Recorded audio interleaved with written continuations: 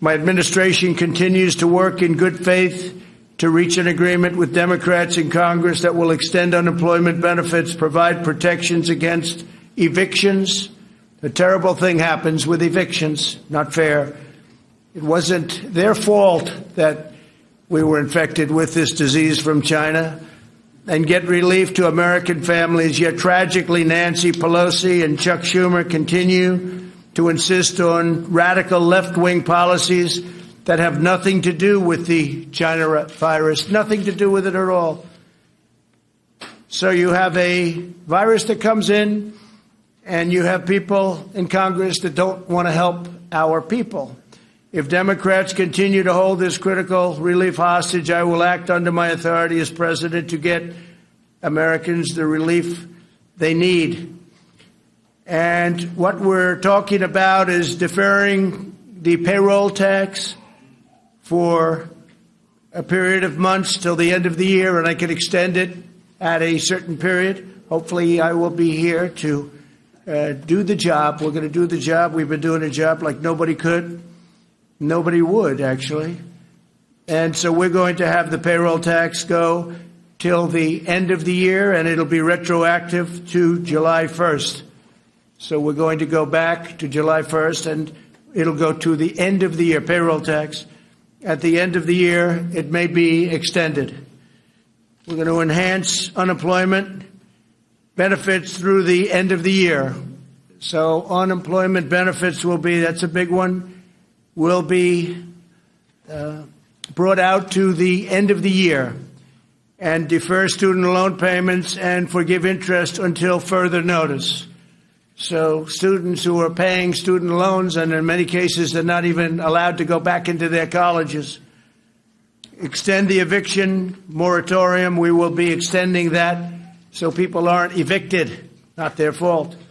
We added 1.8 million new jobs in July, exceeding predictions for the third month in a row, and adding a total of over 9.3 million jobs since May.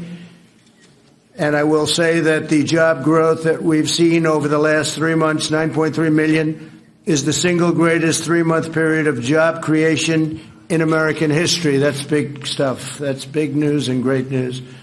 Over the past 3 months, the United States has surpassed market expectations by a total of 12 million new jobs.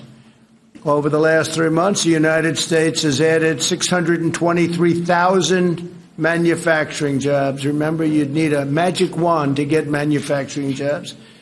And we're getting them even in a pandemic, which is disappearing. It's going to disappear. And 639,000 brand new construction jobs. Over half of the new jobs are full-time jobs, and wages are up by 4.8%, which is terrific. Unemployment has fallen by nearly 30% since April. Think of that, 30% since April. Hispanic American unemployment has decreased by nearly 32%. Jobs held by African Americans, which were hit especially hard by the shutdowns, incredibly hard, increased by nearly 1 million over the past 3 months, and that's also a record. That's a job record. Thank you, Mr. President. You said that the pandemic is disappearing, but we lost 6,000 Americans this week, and just in this room, you have dozens of people who are not following the guidelines in New Jersey, which say you should not have more. No, they don't have. It's a political activity. You're wrong on that, because it's a political activity. They have exceptions, political activity, and it's also a peaceful protest. So when you have, and as you know, they asked if they could be, you know, a number of, and to me they look like they all have, pretty much all have masks on, but, you know, you have an exclusion in the law. It says peaceful protest or political activity, right? In fact, specifically, yeah, it says exactly political activity or peaceful protest.